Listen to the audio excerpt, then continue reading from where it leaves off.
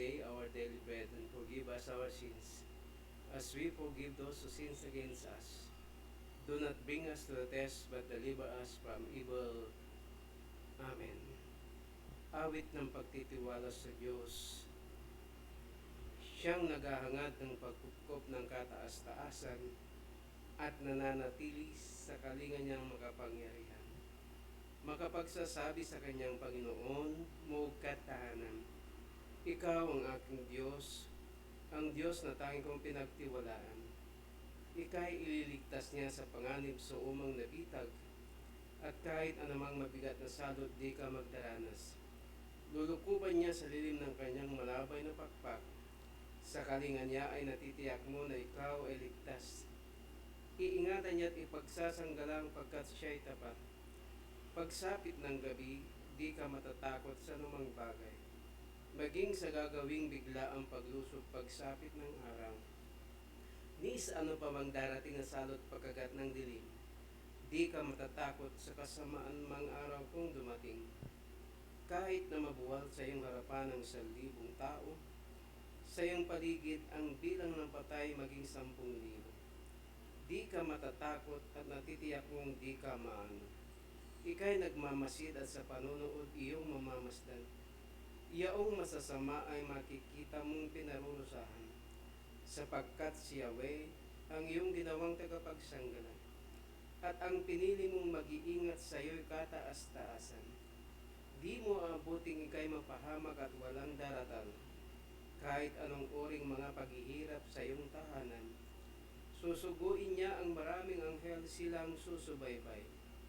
Kahit saang dako ikaw maparoon, tiyak iingatan. Sa kanilang palad ay tatayo at silang magtataas, nang hindi masaktan ang mga paa mo sa batong matalas. Kahit ang tapakan mo ay mga leon, ahas na mabagsik, di ka maano sa mga serpiente at liyong mabangis. Ang sabi ng Diyos, aking ililigtas ang tapat sa akin, at iingatan ko ang sinumang taong ako'y kikilalin. Pag sila'y tumawag, laging handa ako na sila'y pakinggan. Aking sasamahan at kung may hilahil ay sasakluluan. Aking ililigtas at ang bawat isa ay pararangalan. Sila'y bibigyan ko't gagantimpalaan ng mahabang buhay, at nakatitiyak na ang tatamuhin nila'y kaligtasan. Maaring ipinid ko ang langit at hindi pumatak ang ulan. Maaring magpadala ko ng mga balang upang salantain ang lupain ko. Maaring palaganapin ko sa aking bayan ang salot. Ngunit sa sandali ang bayang ito na aking pinili ay magpakumbaba. Manalangin, hanapin ako at daligdan ng kanilang kasamaan. Diringgin ko sila, patatawarin ko sila, at ibabalik ko sa kanilang lupain ang katiwasayan at kasaganaan. Banal na Diyos at makapangyarihan sa lahat, Yahweh El Shaddai, muli kami po'y nagpapasalamat sa araw na ito na ginawa mo upang patuloy na may-ari namin ang aming buhay at may hayag ang iyong mga salita. Pagpalain mo po, Panginoon, ang pagpapahayag po ito upang makarating ang mga salita mo sa bawat makapakinig nito. I-bless mo po ang iyong lingkod bilang daluyan ng iyong mensahe na may karunungan at kaalaman, patnubay ng banal na Espiritu upang may hayag ang iyong kalooban. Bless mo po, Panginoon, ang mga salita mo, naway ito'y patuloy na magdud ng bawat makapakinig ito ng biyaya at pagpapala sa pagitan po ng kanilang pananalig sa inyong mga salita. Salamat po, Panginoon, at higit ang iyong mga salita na pagsalusaluhan sa araw na ito, Panginoon. Yahweh, salamat po at amin na pong inihahayag ang tagumpay ng pagkahayag ng iyong mga salita. Ito po ang aming samot dalangin sa ngalan ni Jesus, sa ngalan ng Ama, ng Anak at ng Espiritu Santo. Amen and Amen. So, brothers and sisters in Christ, isa po muling mapagpalang araw sa ating lahat. Muli dumarating po sa inyo ngayon ang live na pagpapahayag ng salita ng Diyos through this studio na pinagpapala ng Panginoon sa magitan po ng ating mga kapatid na ginamit upang ang studyong ito ay ma-build up at patuloy na may pahayag ang salita ng Diyos. At bago ang lahat, mga kapatid, ay ating munang tunghayan ang mabuting balita na ating po pagsalusaluhan sa araw na ito. At ating pong hahanguin sa Ebanghelyo po ay kay San Lucas, Kabanata 11, ang talata ay 27 hanggang 28. Samantalang nagsasalita si Jesus, may isang babaeng sumigaw mula sa karamihan at nagsabi sa kanya, "Mapalad ang babaeng nagdala sa inyo sa kanyang sinapupunan at nagpasuso sa inyo." Ngunit sumagot siya, "Higit na mapalad ang mga nakikinig sa salita ng Diyos at tumutupad nito." Mga kapatid, ito po ang mabuting balita ng ating kaligtasan. Hallelujah! Purihin natin ang Panginoon. Brothers and sisters in Christ, muli isa pong mapagpalang araw sa lahat ng mga makapakinig nito through this studio, mga kapatid, na kung saan ay talagang pinagpala ng Diyos sa bawat isa sa atin upang makarating ang kanyang mga buhay at makapangyarihan salita. Nawa ay nandiyan kayo lagi na mapakinggan ang salita ng Diyos, ang mensaheng ito na kung saan ay ating pagsalusaluhan upang patuloy na maranasan ang kapangyarihan ng Diyos. Amen po. So, ang mabuting balita nating napakinggan, mga kapatid, ay nagsasabing ang tunay na mapalad. Amen. Sino pong nais na maging tunay na mapalad, brothers and sisters in Christ? Ayan, talaga namang lahat ay nais na maging mapalad, no? Sa buhay sa mundong ito, mga kapatid, may mga tao nagsasabi na sila'y mapalad. Bakit po sila mapalad? Sapagkat marami na po silang nakamtan. Marahil yung iba, ang palad mo naman, sister, kasi nakapag-abroad ka, nakapag-abroad lahat ang iyong namahal sa buhay. Yung mga iba naman, magpalad mo naman kasi malaki yung bahay ninyo. Hindi katulad ng bahay ko, maliit. Ang palad mo naman kasi nakapag-asawa ka ng isang guwapo, ng isang maganda, ng isang maputi. Ayan, doon po binabase. Nakapag-asawa ka ng 4M, matandang mayaman, madaling matay. Yan ang mga sinasabi ng tao sa tinatawag nilang mapalad. Subalit, mga kapatid, pagdating po sa salita ng Diyos, ay ibang-iba ang batayan ng Diyos sa kanyang salita sa batayan ng tao tungkol po sa tunay na mapalad. Na, tungkol po sa tinatawag natin na blessed, brothers and sisters in Christ. Sapagkat ang salita ng Diyos nagsasabi na ang higit na mapalad, sabi ng Panginoon, ay yung mga taong nakikinig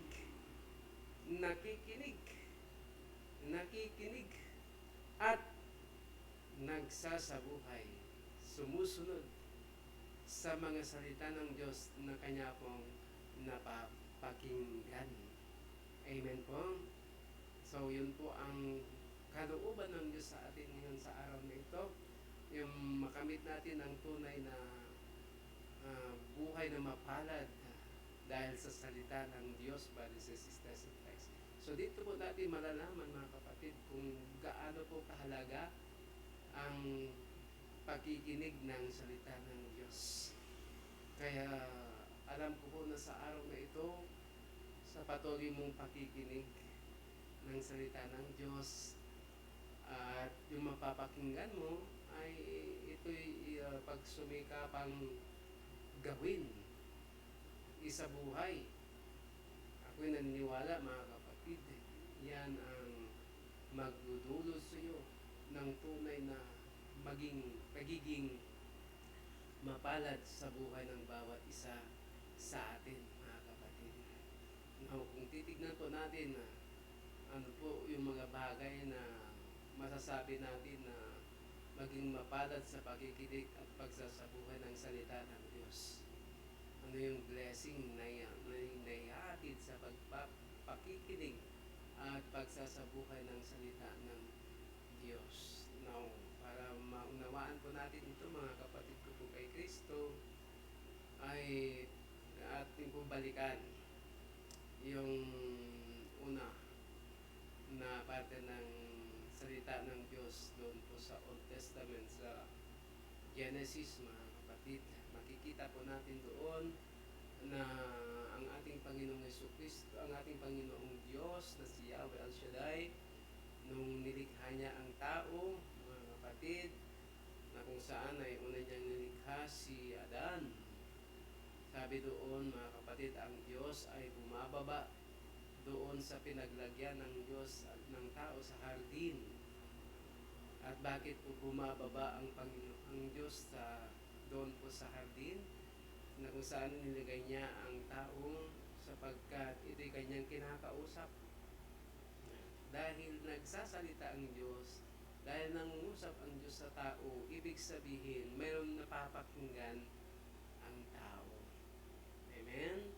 At kung ating pong titignan mga kapatid, ang dating kalalagayan ng tao noon, habang siya po ay nakikinig sa salita ng Diyos, habang ang Diyos ay nangungusap sa kanya, habang si Adan ay nakikinig sa sinasabi ng Diyos sa kanyang buhay, ang totoo lang talaga namang tunay na pinagpala ang buhay noon ni Adan. Walang kahirapan, walang sakit, amen? Walang pag-alinlangan sa kanyang buhay mga kapatid ko po kay Kristo. At kung titignan natin mga kapatid, ito yung talagang dating kalagayan ng tao na talaga namang blessed na blessed sa salita ng Diyos mga kapatid ko po kay Kristo. Subalit, nung ang tao, mga kapatid, nung ang tao ay dumating na ang kanyang napakinggan salita ay ito'y kanya pong sinuway o hindi sinunod mga kapatid ko po kay Kristo. Dahil siya po ay mayroong napakinggan, subalit hindi naman niya sinunod. Specifically, itong si Eva na itong sumunod na nilikha ng Diyos na binigay niya kay Adan upang maging makasama niya. Brothers and sisters, doon sa hardin, pero dumating ang pagkakataon na siya po ay tinukso ng kaaway at dumating na siya po ay natukso dahil yung sinabi ng salita ng Diyos sa kanila ay hindi nila sinunod. Kaya anong nangyari nung sumuway ang tao, mga kapatid ko po kay Kristo, ang bunga nito mga kapatid ay pagkakasala. Pagkakasala. At nung nagkasala na ang tao, dumating sa kanya ang kahirapan, dumating sa kanya ang sakit, dumating sa kanya ang mga bagay na kung saan ay hindi na naging maayos ang kanyang buhay. Brothers and sisters and guys, ta Ilocano ko nada, iti dati nga nagasat, ngayon nagbalin nga daksang gasat. Biyag na, gabuti, dahil sa kanyang pagsuway. Amen? Yung blessed noon, na buhay ng tao naging curse dahil sa kanyang pagsuway sa salita ng Diyos. At dahil sa kanyang pagsuway sa kalooban ng Diyos, mga kapatid, sa dating kalalagayan nila ay talaga namang sila rin ay napalayo. Sapagkat kung titignan po natin mga kapatid, ang tao kung tuloy-tuloy po niya na hindi sinusunod o kaya ay sinusuway ang kalooban ng Diyos, hindi na niya sinusunod, diyan mo malalaman na mas lalo pa siyang humihiwalay, mas lalo pa siyang lumalayo sa kanyang sa Diyos, brothers and sisters in Christ. At kahit gawin man niya ang lahat ng kanyang makakayanan, kaya ang tao ngayon, ginagawa niyang lahat, pero wala siyang nagawa upang isalba ang kanyang buhay. Mga kapatid ko po kay Kristo. Amen po.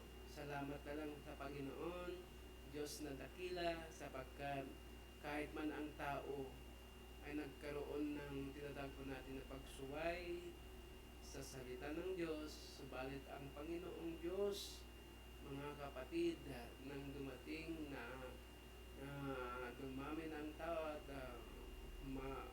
na lumipas na ang panahon, ang Diyos, mga kapatid, nagpadala pa rin siya ng kanyang mga mensahero, ang mga propeta, upang ihayag ang salita ng Diyos sa tao, upang ang tao ay magising sa kanya kung ang ginawang hindi mabuti sa harapan ng Diyos at siya ay magsisi sa kanyang mga kasalanan.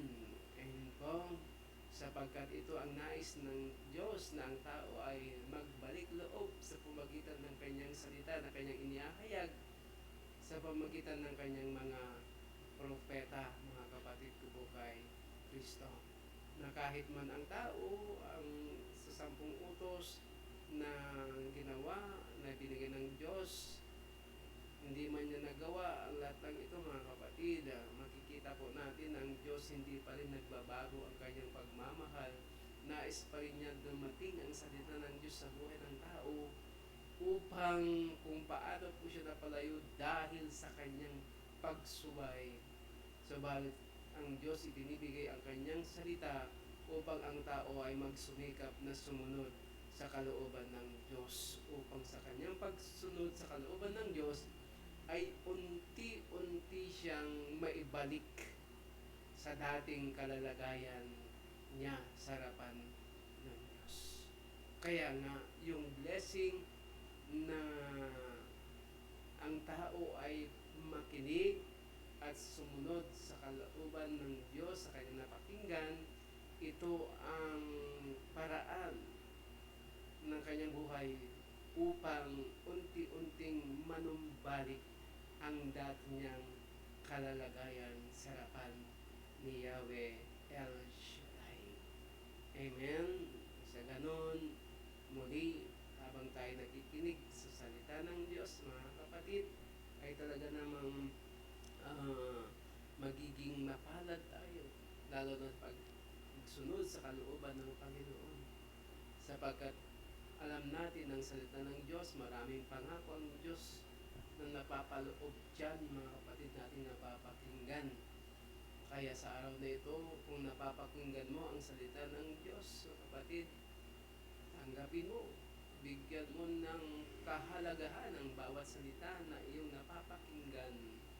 Anumang paraan ng Diyos na mapagkinggan mo ang salita niya, mga kapatid, ihanda mo, ibigay mo ang puso mo, nagtatanggap ng salita ng Panginoon, at ikaw ay kanyang tuturuan upang sumunod sa kanyang kalooban at manumbalik ka sa harapan ni Yahweh Shaddai upang muling maranasan ang pagpapala na inilaan niya sa bawat isa sa atin. Amen po. Kaya nagpapasalamat din po ako sa Panginoon sapagkat sa paanyaya po niya sa kanyang mga salita na kung saan ay talaga naman binigyan ko po ng pagkakataon upang tugunin ang panawagan ng Panginoon. Salamat sa Panginoon sapagkat nung tinanggap ko ang kanyang salita, nung tinugon ko po ang salita ng Diyos sa aking pong buhay, mga kapatid, sa kabila po ng mga bagay dati kong naranasan, na kung saan alam ko po ng salita ng Diyos, ito rin po ang nagbago sa buhay ko. Salamat sa Diyos, nagkaroon po ako ng pagkakataon na maranasan ko po ang kanyang salita,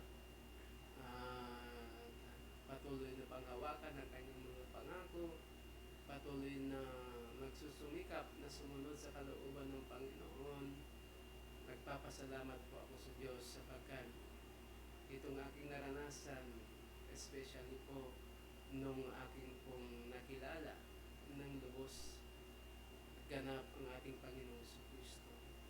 Nung ako po ay naghahanap ng trabaho sa Manila, napakinggan ko po ang mensahe ng salita ng Diyos, mga kapatid, na unti-unting nagbago ng buhay ko noon. Yung mga bagay na disang ng aking puso, na maging mayaman. Of course, alam ko po na nais natin lahat ay maging mayaman. Pero anong pagyaman iyan? Dati ang pagyaman na alam natin, na gusto natin sa material lang na bagay. Madali lang yan sa Panginoon, mga kapatid. Subalit, ang nais niya, mayroon pa mas higit na pagyamanin ng Diyos sa buhay natin. Walang iba kundi ang pagdating ng salita niya sa ating puso sa pamamagitan po ng pagkikinig. At lalo pa nating mararanasan, mga kapatid ko po kay Kristo, sa pamamagitan po ng ating pong pagsusumikap na isabuhay, gawin, gampanin ang mga bagay natin kung napakinggan upang pag maranasan natin ang kapangyarihan ng salita ng Diyos. Amen. At salamat sa Panginoon sapagkat unti-unti ko pong nakita ang kahalagahan ng salita ng Diyos na akong napakinggan noon.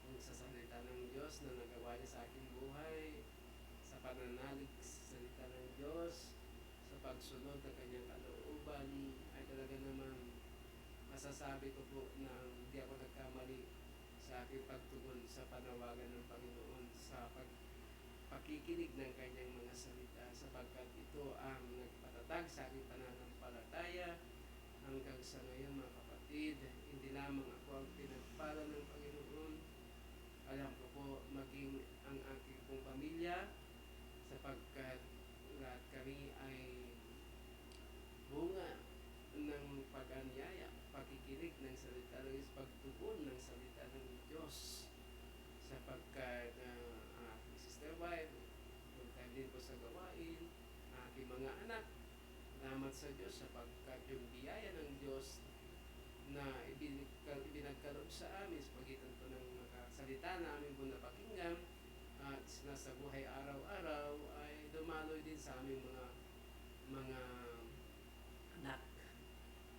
Amen. Bakit? Sapagkat sila rin po ay naglilingkod kasama namin. Sa pamamagitan po ng pagsayaw ang aking mga anak, mga kapatid ko po kay Kristo. Salamat sa Diyos. At ang lahat ng ito, nananalig ako na bunga ito ng aming pakikinig, pagtanggap, pagsabuhay ng salita ng Diyos. Ang pananampalataya na bunga ng aming pakikinig ng salita ng Diyos. Sapagkat nananalig po ako po, kapatid, na kabila po na palayo na sa Panginoon, salamat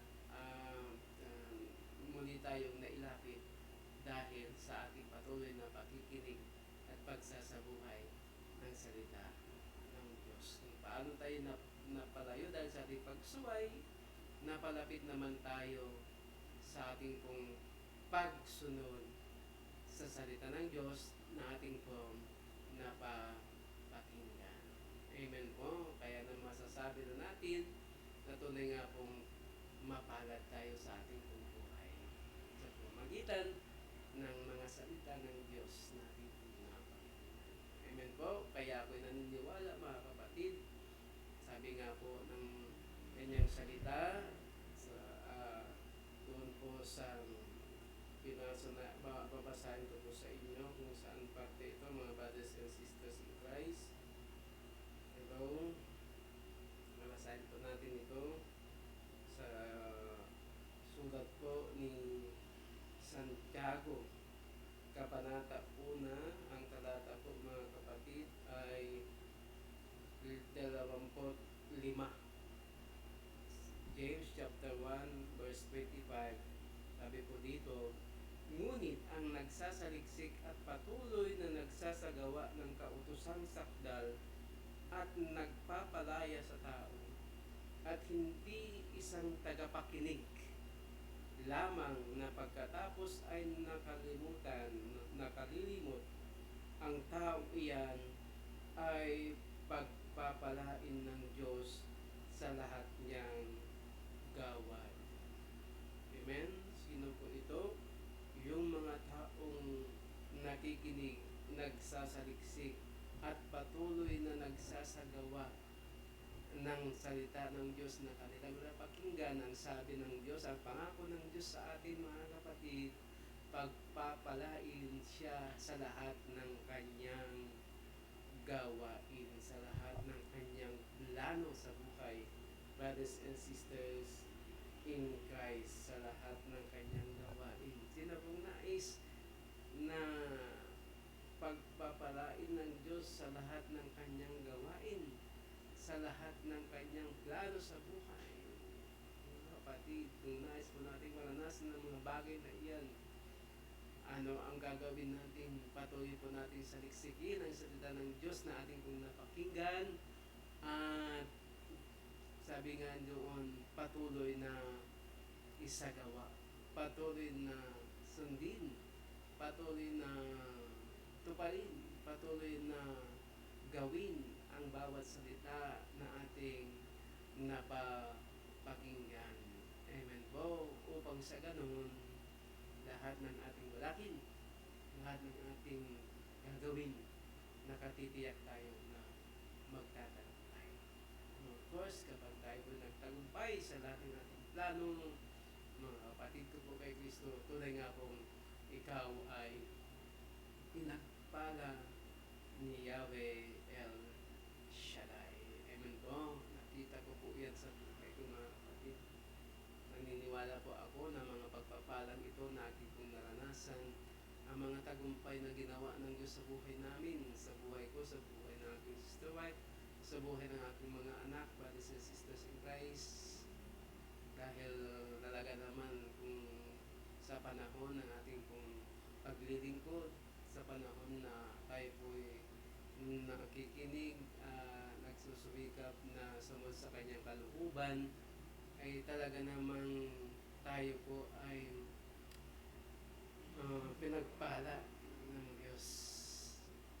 Amen. Nagtagumpay po sa lahat ng ating pong gawain, dahil ang ating pong ginawa ay walang iba kundi ang salita ng Diyos na ating pong napakinggan. Amen po. Kaya kung nais mo na sa araw na ito at sa iyong buong buhay ay nakatitiyak na pagpapalain ka ng Diyos, kapatid, umpisan po natin na makinig, magsabuhay, manalig sa salita ng Diyos. Ang sa ganun araw-araw may gagawin ng Diyos sa buhay ng bawat isa sa atin. Amen po. Kaya kung ano man ang iyong kahilingan sa araw na ito, manalig ka. May napakinggan ka, manalig ka. I-apply mo yan ang salita ng Diyos na iyong napakinggan. Huwag kita yung pananalig sa Panginoon. Manalig ka na ang salita ng Diyos. Kapag nagtiwala ka, magaganap ayon sa iyong paniniwala sa salita ng Diyos na iyong napakinggan, mga brothers and sisters in Christ.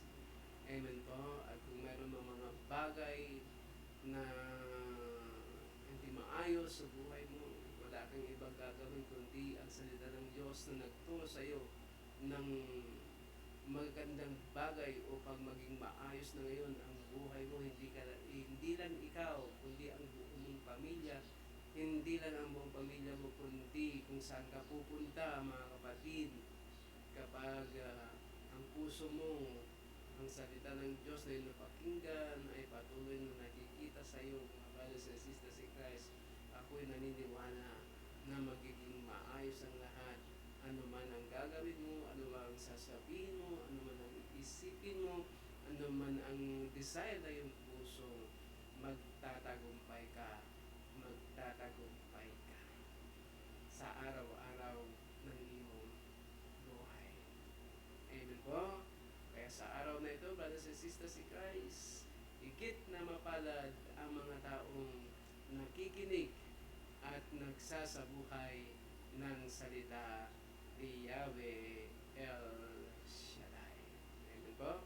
At sa araw na ito mga kapatid, inaanyayahan ko na po kayong lumapit tayo sa Panginoon, ipagkatiwala ang lahat ng ating mga sitwasyon ngayon sa Kanya, ano mang bagay na yan na nararanasan mo ngayon sa pamagitan ng mga salita ng Diyos na mapakinggan mo, ay sikapin mong manalig sa Kanya, sikapin mong lumapit sa Kanya na mayroong pagpapakumbaba at pagtitiwala, at tayo po'y manalangin sa araw na ito, mga kapatid ko po kay Kristo. Kung meron po kayong kahilingan sa daling ito, ay ating idulog at magkaisa tayong manalangin sa harapan ni Yahweh El Shaddai.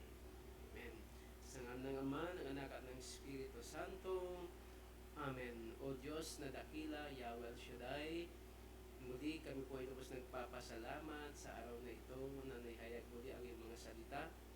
Dalangin ko po, Panginoon, na sa pamagitan ng iyong mga salita na napakinggan ng aking mga kapatid na ito ay tumingo sa kanilang puso at isip, at nawa sa tulong gabay ng Banal na Espiritu igalo sa kanila upang ito'y kanila pong maisagawa, may sa buhay, at maranasan po nila ang pagpapala ng iyong mga salita, nang sa ganon ay patuloy na maranasan nila na sila po ay higit na mapalad sapagkat sila ay nakikinig at nagsasabuhay ng salita ng Diyos. Salita mo, Panginoon, na nagbibigay buhay. Kaya sa sandaling ito, dinadalangin ko na po, Panginoon, ang kanilang buhay. Pagpalain mo pong bawat isa nakapakinig ng iyong mga salita sa pamamagitan po ng mabuting balita ito, Panginoon. Ganon din po, patuloy mo pagpalain ang estudyong ito, Panginoon, na kung saan ay naihayag ang iyong mga salita. Patuloy po gamitin upang mas marami pang mga salita mo na mapakinggan ng mga taong dinadatnan nito, ng mga taong nakapakinig nito, Panginoon. At dalangin din po namin ang patuloy na ginagamit mo upang maganap ang pagpapayag ng salita mo sa lugar na ito, Panginoon. Ang buhay po ng aming kapatid na ginamit mo upang magkaroon ng studio pong ito, ang Garces Family. Pagpalain mo po ang aming pong kapatid na si Pagbasa, si Sister Estela, ang kanyang pamilya. Patuloy mo po silang ingat at gabayan. Patuloy po siya bigyan ng karunungan, kalamang, kalakasan sa kanya pong buhay sa lugar po ito, Panginoon, ng ibang bansa. Ano man ang kanila po mga hangarin sa buhay, nawa makamtan po nila sa ngalan ng aming Panginoon Yesus. Pagpalain mo na rin po, Panginoon, ang mga mahal nila sa buhay na naiwanan po nila dito sa bahay na ito, Panginoon. Ang aming po kapatid Sister Mary Ann Abiba, patuloy po siyang ingatan at gabayan, bigyan ng karunungan bilang ama at ina ng tahanan po ito. Patuloy pong pagpalain siya ng karunungan sa lahat ng pagkakataon na kanyang gagawin, mga plano sa buhay, sampun ng kanyang pamilya, ang kanyang mga anak, sa kanila pong paghahanap ng trabaho, mga plano po nila, lalo-lalo po ang plano ni Sister Ninya na magkaroon po ng clinic na kanila pong puput up sa lugar na iyan, Panginoon, na nawa ito ay maging matagumpay, and that your provision be upon them, O Lord God. Ganon din po ang kanya pong mga susunod na kapatid na nag-assist pag-aral at magtapos na rin po yung iba, Panginoon. Pagpalain mo po ang kanilang buhay ng karunong kalaman, patnubay ng Banal na Espiritu sa kanilang pag-aaral. Let your provision be upon them, O Lord God, hindi sila magkukulang hanggang sa makatapos po sila, Panginoon. Ano man yung kanilang mga hangarin na patuloy gawin sa kanila ang iyong pagpapala sa buhay nila. Ingatan at gabayan sa apat na sulok ng lugar na ito, Panginoon. Ano man ang kanilang mga pinagkukunan, patuloy na pagpalain, Yahweh sila. Doon din po ang lahat ng mga preachers mo na mga lingkod mo, Panginoon, na nagpapayag sa tao sa lugar po ito. Patuloy mong gamitin ang bawat isa sa amin, mightily and boldly with the anointing of your Holy Spirit, na maging pagpapala sa karamihan. Ganun po ang internet na ito, ang gadgets na ito, Panginoon, patuloy pagpalain. Lahat ng kanilang mga prayer requests, sandaling ito, Yahweh Shaddai, ang mga nagtataas ng kanilang mga prayer requests, mga kamay, mga bagay na kanilang gustong basbasan dito, at lahat na ito maging daluyan ng iyong kapangyarihan at pagpapala. Yahweh El Shaddai, salamat po muli at sa tagumpay ng pagpapahayag na ito, Panginoon. Patuloy po naming pinagkakatiwala ang aming po mga buhay sa pangalan ng aming Jesus. Lahat ng mga sakit o karamdaman, let there be healing and deliverance in Jesus' name. Sa lahat ng mga pangangailangan, let your provision be upon them, O Lord God, in Jesus' name. Yahweh, salamat po at patuloy mong gamitin ang studyong ito upang patuloy na maraming mga makapakinig ng iyong mga salita. Sapagkat sabi mo po, igit mapalad ang mga nakikinig at nagsasabuhay ng iyong mga salita. Salamat po ng marami sa iyo lahat ang kapurihan at karangalan sa ngalan ni Jesus, sa ngalan ng Ama, ng Anak at ng Espiritu Santong. Amen and amen. Praise God. Hanggang sa muli mga kapatid, salamat po sa inyo pong mga pakikinig at nawa ay sa sunod muli ng mga magpapayag ng salita ng Diyos, mga kapwa po preachers, patuloy po kayong makinig, patuloy po